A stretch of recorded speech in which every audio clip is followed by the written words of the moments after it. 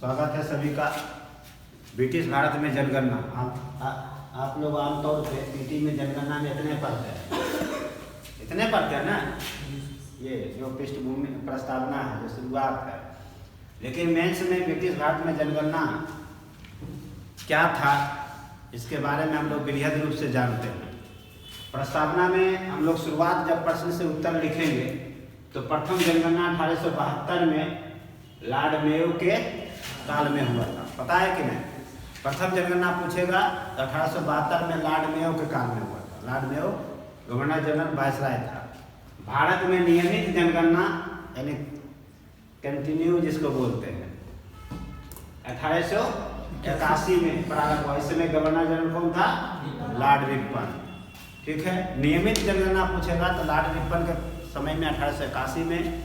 प्रथम जनगणना पूछेगा तो 1872 ईस्वी में लॉर्ड मेयो का काम, इसलिए लॉर्ड मेयो इम्पोर्टेंट है। ठीक है, 1881 में जनगणना आयुक्त कौन था? W प्लाडेन था। इस समय जनगणना आयुक्त जो जनगणना कराता है, ठीक है, सांख्यिकी विभाग का प्रधान होता है वो आयुक्त, इंग्लिश में कमिश्नर भी कहते हैं उसको। जनगणना क्या है? आंकड़े। ये आंकड़े पे खेला, ये आंकड़े महज पीटी नहीं है, ये आंकड़े में भी बताता है कि भारत में क्या हुआ होगा, क्यों जनगणना कराया था अंग्रेज ने। ठीक है, उसका परिणाम हम लोग देखेंगे। लेकिन पहले आंकड़े देख ले कि 1871-72 में जो प्रथम जनगणना हुआ था उस समय ग्रामीण जनसंख्या कितना था? 90.9% गाँव में ही लोग रहते थे। अब समझ जाओ कि कितना लोग शहर में रहता था। शहर में कितना लोग? 9% मान के चलते हैं। पुरुष, उसमें पुरुष कितना था? 98 मिलियन। मिलियन मतलब क्या होता है? लाख या करोड़? 9 करोड़ 80 लाख। 9 करोड़ 80 लाख। हाँ, 9 करोड़ 80 लाख। महिला कितना था उस समय? 92.5 मिलियन। तो लिंगानुपात निकाल लोगे? नहीं निकलेगा। क्या लिंगानुपात? वही चल रहा है अभी। लेकिन अभी इससे ज़्यादा खराब हो गया है। उस समय महिला पुरुष में कोई विभेद नहीं था। विभेद उच्च वर्ग में देखने को मिलता था, लेकिन निम्न वर्ग में कोई मतलब नहीं। बेटी है तो भी ठीक है, बेटा है तो भी ठीक है। एक सोशल मीडिया में हम देख रहे थे यूट्यूब पे कि ये औरंगाबाद जिला में एक व्यक्ति है, वो चक्की का मिल चलाता है। देखा, 8 बेटी है और 8 बेटी बिहार पुलिस है। कोई दरोगा है, कोई नहीं, दरोगा एक भी नहीं है। बिहार पुलिस है, CRPF में है, ये SSB में है, असम राइफल में है। यानी 8 बेटी उसका पुलिस विभाग में है। तुम भी देखिएगा। चलो, तो वहाँ सीखने की चीज है, सिर्फ कहीं देखो नहीं। महिला इतना था। हिंदू कितनी आबादी थी? 73.7%। मुस्लिम 21.5% उस समय। अन्य 5%। कृषक 37.5 मिलियन लोग थे। जातीय जनसंख्या में सबसे अधिक क्या था उस समय भी? उस समय ब्राह्मणों का था, तब क्षत्रिय, तब राजपूत। ठीक है, ये थी स्थिति। 81 का जनगणना हम लोग देखें तो कुल, अब ये मत समझना कि सबसे अधिक ब्राह्मण या क्षत्रिय राजपूत था। जनगणना में दिखाया गया, अन्य जातियों को गौण कर दिया गया। सीमाएं लिखोगे तो समझ जाओ, इसी आंकड़े पर तुम सीमाएं लिखोगे, सिखाएंगे कैसे लिखा जाता है। 81 का जनगणना में कुल इतना है, 253.89 मिलियन कुल जनसंख्या था उस समय।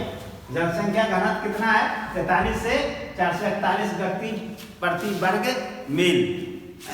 4 घर यहाँ से एक गांव कहलाता था, पहले एक मोहल्ला कहलाता था। 4 घर 5 घर, ठीक है। 43 से 441 व्यक्ति प्रति वर्ग मील में। औसत जनसंख्या घनत्व कितना था? 184। पुरुष कितना है? 81 के जनगणना के अनुसार 129.94 मिलियन।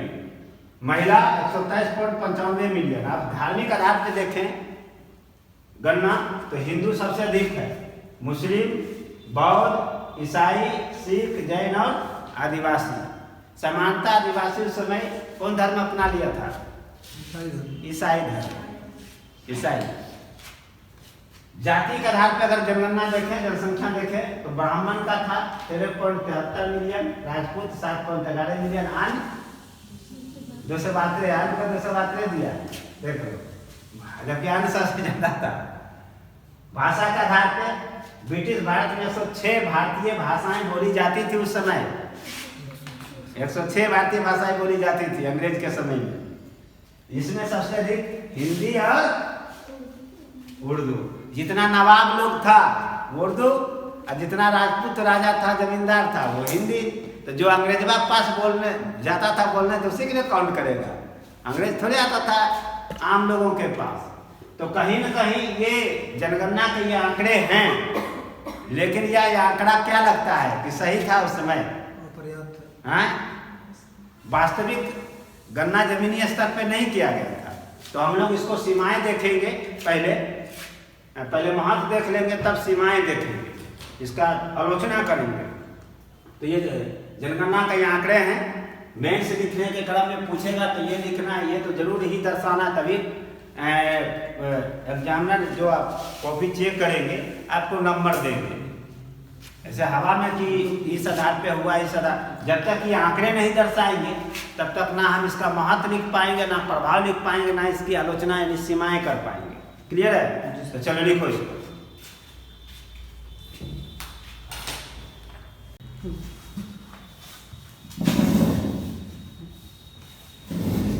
चलो हम आगे देखें। जनगणना का आंकड़े तक देख लिया, वो तो था पीटी फैक्ट वाला अब तक। लेकिन अब जो है सोचने वाली चीज है कि आप जनगणना किताब में देखेंगे नहीं मिलेगा 71 या 81 का जनगणना का, लेकिन मेंस में पूछता है। तो उस जनगणना का क्या खासियत था, क्या इफेक्ट पड़ा, आप खुद सोचो। पहले महत्व देखो कि कोई जनगणना क्या करता है, कि जनगणना से आंकड़े जब पता चल जाता है गरीबी का, अमीरी का, जाति आधार पर, क्षेत्र आधार पे, तो सरकार को कल्याणकारी, लोक कल्याणकारी योजनाओं के निर्माण के लिए क्या मिला? लोक मतलब जनता कल्याण, मतलब उसका कैसे कल्याण होगा, क्या करें, कौन सी योजना बनाए। क्लियर हो गया ना? ब्रिटिश सरकार को भारत के कृषक, जमींदार एवं विभिन्न जातीय समूह के प्रति नीति का निर्माण करने में क्या हुई? आसानी हुई। पता चल गया कितना कृषक है, कितना राजपूत है, कितना अन्य लोग हैं, कितने जमींदार हैं। तो स्वाभाविक है, तो इससे क्या होगा कि हम हैं, हमारी इतनी आबादी है हमारे देश में, राष्ट्रवाद को बढ़ावा मिला। भारतीय मध्यम वर्ग किसको कहते हैं? मध्यम वर्ग किसको कहा जाता है? कुछ नहीं जानते। पढ़े लिखे लोग को मध्यम वर्ग कहते हैं, चाहे वो किसी जाति का हो। मध्यम वर्ग का परिभाषा जाति आधार पे नहीं होता, शैक्षणिक योग्यता के आधार पे। ठीक है, जितने भी लोग बीए पास है, बीए पास, मैट्रिक इंटर नहीं, बीए पास जो भी लोग हैं वो मध्यम वर्ग कहलाते हैं। भीमराव अंबेडकर अनुसूचित जाति से थे, ये बात सही है, लेकिन राष्ट्रीय आंदोलन के क्रम में कौन सा वर्ग में चल गए? मध्यम वर्ग, जिसे राष्ट्रवादी भी कहा जाता है, राष्ट्रवादियों। दादा भाई नौरोजी क्या थे? मध्यम वर्ग थे। दादा भाई नौरोजी, फिरोज शाह मेहता, गोपाल कृष्ण गोखले, ये बाल गंगाधर तिलक, लाला लाजपत राय, WC बनर्जी, नाम सुने हो? हाँ, सुरेंद्रनाथ बनर्जी, राजा राम मोहन राय, दयानंद सरस्वती, स्वामी विवेकानंद, ये सब क्या है? मध्यम वर्ग। कोई ब्राह्मण जाति से, कोई राजपूत से है, कोई अनुसूचित जाति से, कोई ईसाई है, कोई हिंदू है, वो अलग मैटर है। मध्यम वर्ग याद रख लेना है, जान लो। हमको क्या पता कि तुम लोग को ये भी नहीं पता कि मध्यम वर्ग किसको कहते हैं। मध्यम वर्ग का मतलब होता है पढ़े लिखे लोग। अभी तुम लोग मध्यम वर्ग जो बीए पास कर गया, मध्यम वर्ग की श्रेणी में हो, पता है कि नहीं? क्लियर हो गया मध्यम वर्ग? तो मध्यम वर्ग एवं राष्ट्रवादियों में क्या नवीन चेतना का संचार हुआ, पता चल गया। नवीन चेतना दो रूपों में, एक जनगणना हुआ तो ठीक है, वो सही रूपों में। कुछ मध्यम वर्ग सोचने लगे कि राजपूत का जनसंख्या प्रकाशित कर दिया ब्राह्मण का हम, और जो मान लीजिए भीमराव अम्बेडकर मध्य प्रदेश, हमारा क्यों नहीं प्रकाशित किया? कोई और होंगे दूसरे जाति का, वो ज्योतिबा फूले, वो सोचे हुए हमारा क्यों नहीं प्रकाशित किया? हम लोग बहुत तादाद में हैं। क्लियर हुआ? तो इसी का मतलब तो नवीन चेतना का मतलब सकारात्मक अर्थों में भी और नवीन चेतना, अपनी बातें रखने का, अपनी मांग को, राष्ट्रीय आंदोलन। जब नवीन चेतना होगा तो राष्ट्रीय आंदोलन को क्या मिलेगा? अंग्रेजों के बीच में कहेगा कि हमारा भी प्रकाशित कीजिए, हम इतना है। तो ये राष्ट्रीय आंदोलन हुआ नहीं। आंदोलन का मतलब सिर्फ आजादी नहीं होता, आंदोलन का मतलब विभिन्न रूप है। अधिकार की मांग भी आंदोलन है, किसी समस्या को निदान करवाना भी आंदोलन है। ठीक है? भारतीयों को विधानमंडल में प्रवेश का अवसर मिला, नहीं मिला? अरे 1909 पर 1919 अधिनियम में क्या है? बढ़ाया नहीं गया? 9 में मुस्लिमों को आगे बढ़ा के हिंदुओं को, ईसाइयों को नहीं दिया गया? हाँ, दिया गया कि नहीं? तो जातीय आधार पर विधानमंडलों में प्रवेश का अवसर मिला कि नहीं? कैसे मिला? अगर जनगणना नहीं होता तो लोगों को पता ही नहीं होता कि हमारी जाति कितनी है। जैसे अभी जातीय आधारित गणना हुआ, सब लोग हल्ला कर रहा है ना। ब्राह्मण सबसे संबंध में सबसे अधिक ब्राह्मण है कि राजपूत है? दिखाया गया है अभी ब्राह्मण कायत का कम, तो वो लोग सोच रहे हैं हमें इतने हैं, हमारा तो कितना है? हाँ, सबसे कम कोई आंकड़ा कम नहीं है। देखो, जातीय आधारित गणना मैंने कराया, निर्वाचित पदार्थ है जातीय, सुन लो पहले, जातीय आधारित गणना का 4 पदाधिकारी वीडियो होता है, यानी जातीय आधारित पूरा बिहार में गणना हुआ तो उसकी गणना किसने कराया? वीडियो ने कराया। 534 ब्लॉक है, हम लोग 534 ने कराया। हम लोग पता है, हम लोगों ने सही आंकड़ा डाला, कोई आंकड़ा में फर्जी नहीं। अगर मान लीजिए ये घर कि आदमी यहाँ नहीं रह रहा, फिर भी उसका गणना हमने किया, बगलवा वाला से पूछ के कि वो बेटा है, कौन कौन है, क्या काम करता है, कौन जाति के हैं। अगर कोई कहता है वो फर्जी आंदोलन, वो अलग चीजें हैं, वो उसकी अपना आंदोलन करना, उसमें हमें कुछ नहीं करना। लेकिन अगर ये कहता है कि आंकड़ा गलत है, कतई नहीं हो सकता, सिद्ध कर दे कि आंकड़ा गलत है। हम चैलेंज करते हैं, लाइव में भी, ये यूट्यूब पे भी बहुत लोग सुनेंगे, देखेंगे, अपलोड होगा, एकदम चैलेंज है। मेरा आंकड़ा को गलत कर दे पूरे बिहार का, हम लोग 534 वीडियो को चुनौती दे कि आपका आंकड़ा गलत है, हम सिद्ध कर देंगे आपका। कुछ यहाँ स्थानीय लोग को विरोध कर रहा है, यहाँ के जनप्रतिनिधि, किसी भी ब्लॉक का जनप्रतिनिधि नहीं करेगा, क्योंकि हमने पंचायती राज संस्था के जो जनप्रतिनिधि हैं, जो किसी राजनीतिक दल के जनप्रतिनिधि हैं, मैंने उनको सबको के बीच में गणना करवाया, सबका बैठक करवाया, ज्वाइंट ब्रीफिंग कराया, इधर मेरा कर्मी, इधर जनप्रतिनिधि, ऐसे ऐसे होगा, आप लोग सहयोग करेंगे। उन लोग मिल के करवाया, जनप्रतिनिधियों ने सहयोग किया है कि ये है। उन लोगों ने बहुत लोगों को बताया है कि ये जिस घर वाले लोग चल गए, कहीं कमाने जाते नहीं हैं, उसका भी आंकड़ा हमने डाला है। उसमें जो आंकड़ा रहेगा वही है कि आप लोग जबरदस्ती बढ़ा देंगे संख्या। क्लियर है ना?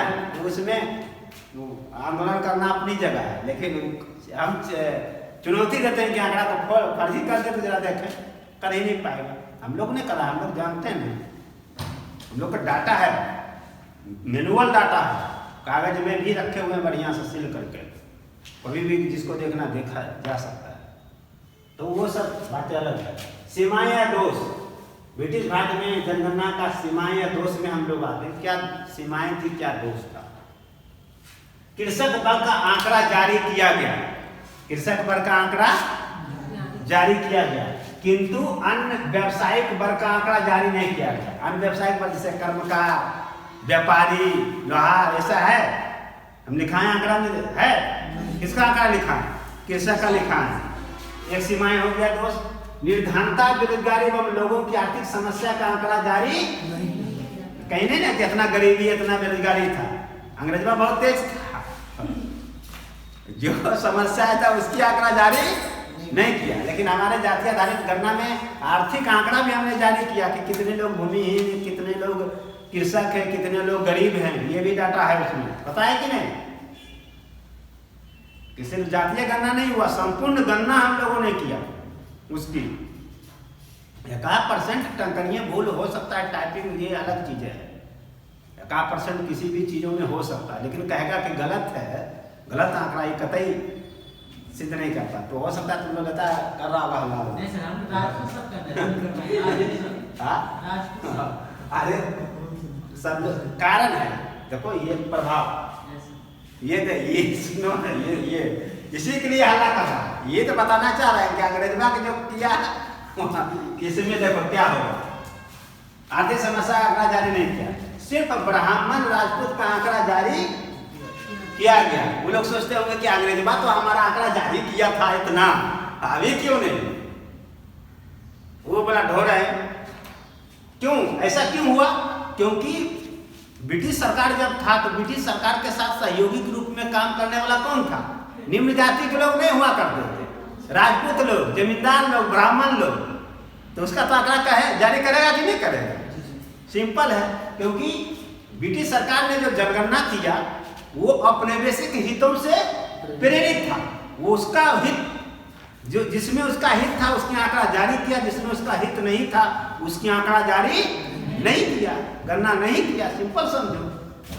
तो ब्राह्मण राजपूत उसके साथ उसके प्रशासन में रहता था, सहयोग करता था।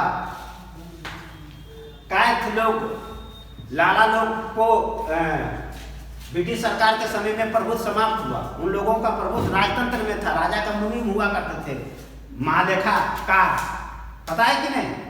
लेकिन ब्रिटिश सरकार आया तो सोचा हम तो खुद जानते हैं, अंग्रेजी पढ़ के आए, हम खुद गणना कर लेंगे, काउंट कर लेंगे, हम लोग खुद डाटा बनाएंगे, दूसरे के रख लेंगे। इसलिए देखो वहाँ उनका आंकड़ा नहीं है उस जाति का, सिर्फ राजपूत और ब्राह्मण का आंकड़ा जारी किया है।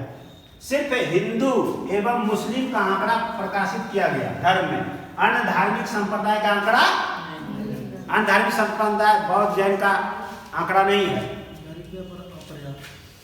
दीर्घकालिक रूप से अनेक सामाजिक एवं धार्मिक समस्याओं का क्या हुआ? बाद के दिनों में मुस्लिम लीग की स्थापना हुई, वो अस्पृश्यता आंदोलन चला, सांप्रदायिकता हुआ, भारत का विभाजन हो गया। इसी का परिणाम है ना। दीर्घकालिक रूप का मतलब आगे चल के बहुत दिनों के बाद ये समस्याएं जन्म ले लिया, नहीं लिया? दंगा हुआ था ना 48 में, भारत विभाजन हुआ था, तो इसका कारण क्या था? जनगणना में ना बताता कितना हिंदू है ना मुस्लिम ना होता। अगर जनगणना नहीं होती तो मुस्लिम लीग की स्थापना नहीं होता, 1909 का पृथक निर्वाचन मंडल की मांग नहीं होती, अम्बेडकर के द्वारा क्या लिखे हितकारिणी सभा का गठन नहीं होती।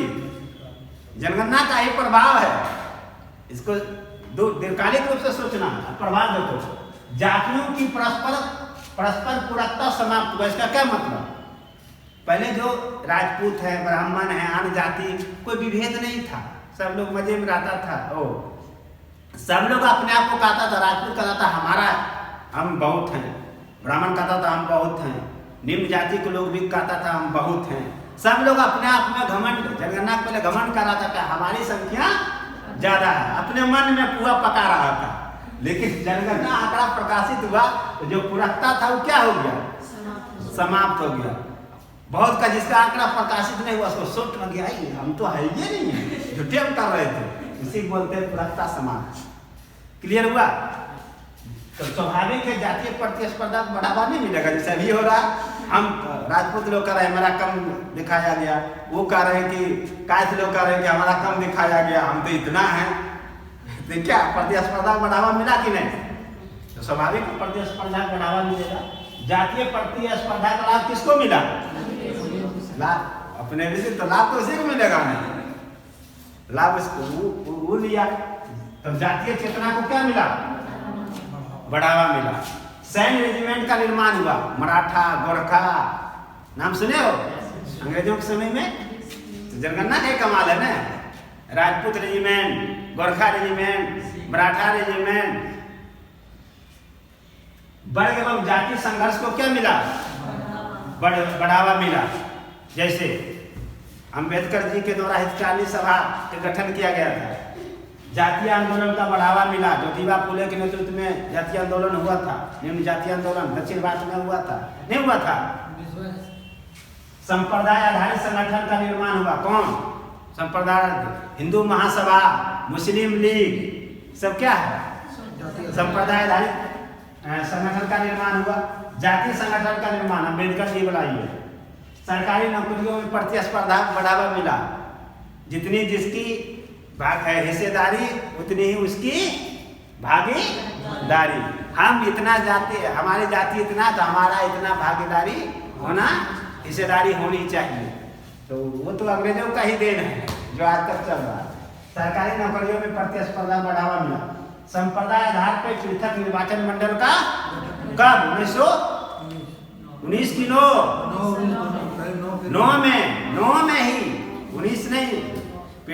संप्रदाय आधार पर पृथक निर्वाचन मंडल की सदनियों को कहा जाता है 1909 को। पीटी में एकदम सेट कर लेना। जाति के आधार पर निर्वाचक मंडल का क्या हुआ? मैकडोनाल्ड की घोषणा, नाम सुने हो? मैकडोनाल्ड गोलमेज सम्मेलन में गए थे अम्बेडकर जी, मैं घोषणा किया था वही है जातीय आधार पर निर्वाचक मंडल, अम्बेडकर जी की मांग पे। और धार्मिक विभेद को मतलब सांप्रदायिकता, दंगे हुए, अंतर्गत हुआ 1948 में भारत का विभाजन। जनगणना का क्या सीमाएं था, क्या प्रभाव था, पता चल गया ना? तो अब तक तुम लोग क्या पढ़ता था जनगणना में? 1981-72 बस 2 लाइन पढ़ के, लेकिन मेंस में अब क्लियर हो गया ना? क्लियर हुआ कि नहीं? किसको क्लियर नहीं हुआ है बता दो। हो गया क्लियर? तो ये रहा आपका ब्रिटिश भारत में जनगणना का ऑल ओवर। पीटी तो पहला था ही, PT with mains all over. आपको सारी जानकारी हमने दे दिया। इसको किताब में नहीं मिलेगा बउआ, ये गारंटी के साथ। कोई किताब बियन ग्लोबल में भी नहीं, जब नहीं मिलेगा तो कहीं नहीं मिलेगा, कोई गाइडों में नहीं मिलेगा। गाइडों अगर कोई लिखा होगा तो 2-3 लाइन लिख के निकल गया होगा, क्योंकि कभी उसने भी, लिखने वाला भी नहीं सोचा कि हमको कैसे लिखना है, कैसे पढ़ना है या कैसे बताना है। ठीक है, तो हमने कोशिश किया आपको देने का। नोट्स तो मिल ही जाएंगे, उसको एक बार ये पॉइंट जरूर, ये पॉइंट तुमको जीएस में भी काम करेगा, सेकेंड पेपर में भी। जातीय आधारित गणना जब लिखोगे तो कुछ पॉइंट इसमें आ जाएगी। जाति प्रतिस्पर्धा, ये 3, 4, 5 ये 5-6 को पॉइंट तुम लिख सकते हो। जातीय आधारित गणना का प्रभाव जो अभी हुआ। क्लियर है? तो आज का क्लास यहीं तक, अगले क्लास में मिलते हैं। चलो, बहुत बहुत धन्यवाद, थैंक यू।